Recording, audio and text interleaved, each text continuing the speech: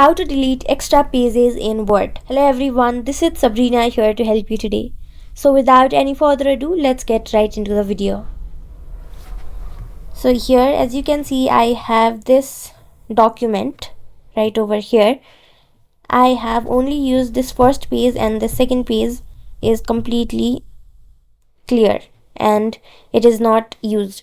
Now if you want to remove this page, what you will have to do is see if you can find anything related to finding paragraph. If not, you can simply remove this page manually.